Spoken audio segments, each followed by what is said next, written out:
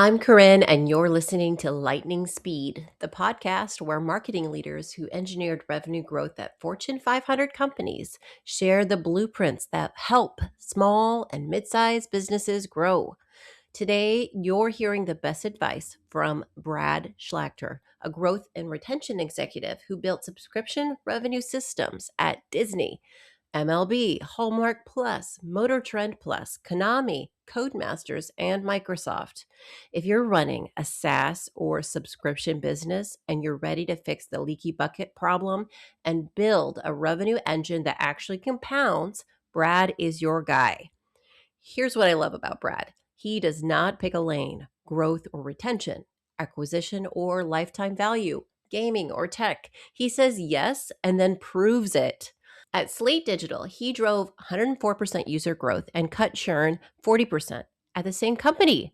At the same time, he also slashed customer acquisition cost by 85% while improving conversion by 97%, both simultaneously. In this episode, Brad breaks down what gaming companies get right about emotional connection that tech companies can learn from, how an NFL licensing deal works and what to look out for, and the retention playbook that keeps subscribers engaged long after the honeymoon phase is over. This is a succinct yet packed with value episode. Let's go.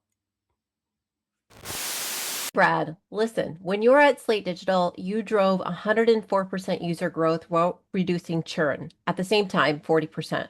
So most CEOs think that these are opposing goals, or they want to grow fast or retain well, right? Like it's one or the other. How did you do both simultaneously? And what's the mind shift required? First of all, it's important to note that on average, it costs about 5 or 7 times more to acquire a new customer than to keep an existing one. So you really have to be focused on both sides of the coin, both acquisition and retention, if you're going to grow profitably.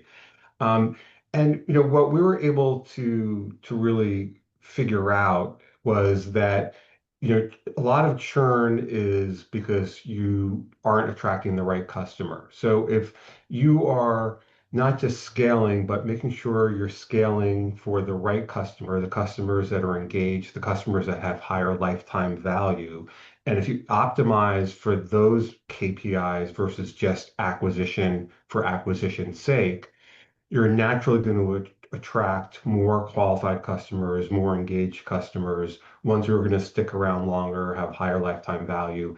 And so both customer acquisition is going to go up and retention is going to go up as well.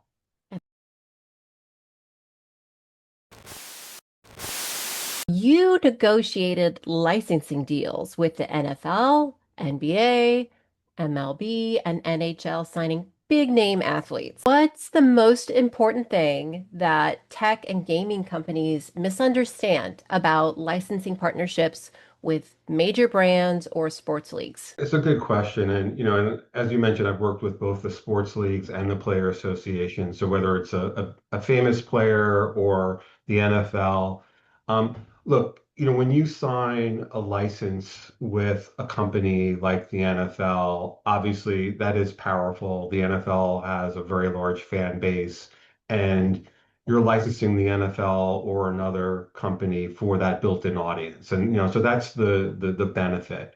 But what I think sometimes people underestimate is that it's not a silver bullet. Getting a great license isn't a silver bullet. It's not going to guarantee success. You still have to have a product or service that has a strong product market fit or that resonates with the customer.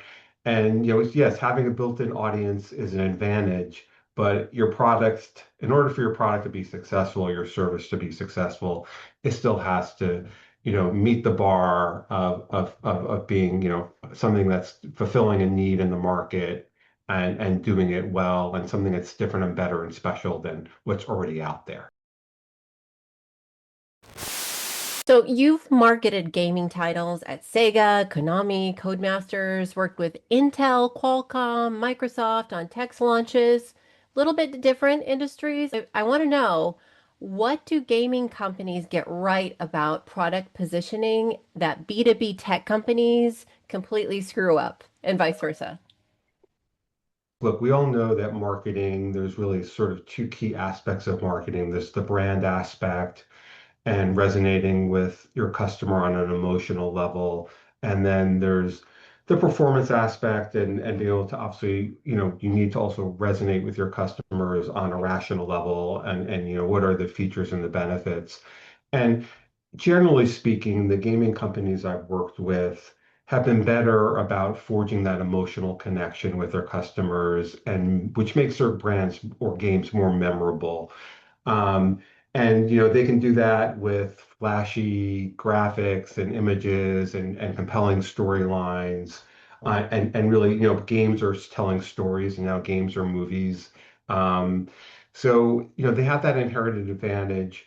But tech companies tend to be better disciplined about operations and efficiency and processes. Um, and so really, each industry can learn from each other. And I think, if you get, stories and resonating emotionally are a great hook, but having efficiency is going to drive engagement, long-term engagement and retention. And you really need to combine both to be successful. Okay, I want to tell you about something that's going to make everything Brad's sharing today a lot more actionable. What we're talking about in this episode: fixing the leaky bucket, attracting the right customer, building acquisition and retention systems that work together. It's all laid out in a tidy little document, my SaaS Marketing Playbook. It's a free download, and it covers 12 plays that ambitious SaaS leaders can make right now to fuel pipeline, boost retention, and grow ARR. 6 new business plays to build pipeline, 6 expansion plays and loyalty plays to retain those customers. So you've got it in one document right on my website. It's exactly the type of thing you want to have in your hands before your next planning cycle. Go grab it free at cac-media.com/pod. That's cac-media.com/pod. I will also drop the link in the show notes so you don't have to pull over to write it down. Okay, there's been a wave of subscription businesses, but churn is the silent killer of subscription. So, what's the retention playbook that works for subs? Typically, it doesn't necessarily signal a problem with the product. It happens because users or subscribers um, lose interest and stop engaging. So if you have low engagement for your product, um, you're more likely to see churn. If there's higher engagement, churn is going to go down. So it starts with, first of all, getting the right customers in the door and optimizing for lifetime value, and customers that are going to stick around, as opposed to just trying to get customers in the door that are maybe not sure. Maybe you got them in through a free trial or some massive discount.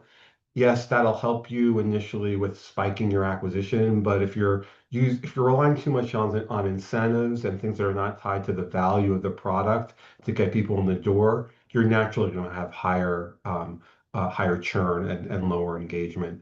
The other thing that I think a lot of successful subscription services do and is to keep engagement. They really help the customer feel a sense of accomplishment or achievement, and that helps people like that. That makes them stick around. So if you complete a task in Asana, you'll get maybe some magic unicorn imagery, or if you're on LinkedIn, it'll give you tips on how to optimize your profile.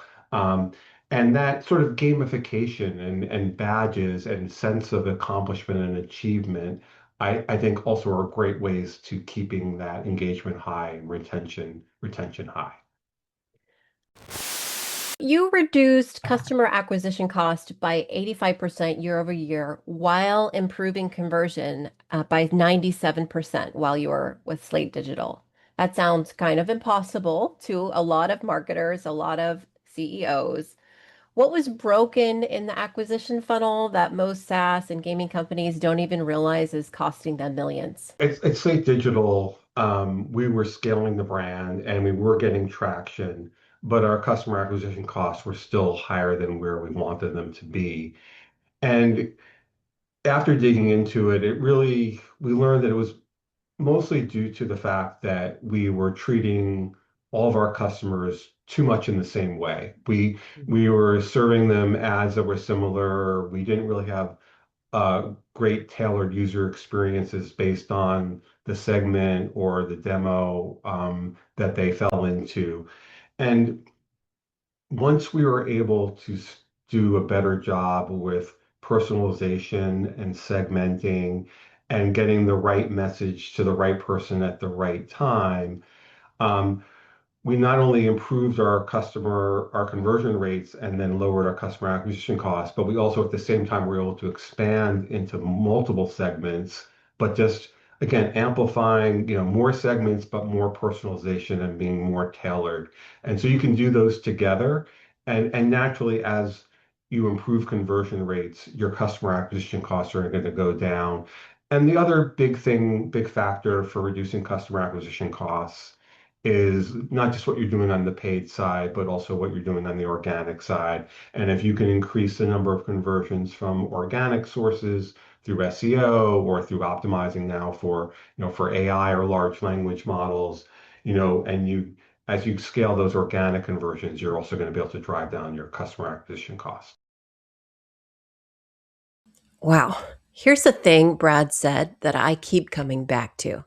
It costs 5 to 7 times more to acquire a new customer than to keep one. 5 to 7 times. So it's critical to build your systems with retention in mind. In marketing, that means you don't want any old customer. You only want the best customers because they will stay and they'll sing your praises. And then you can start to leverage network effects from those fans. Put another way, a lot of customer churn is because you're not attracting the right customer in the first place. So, what do?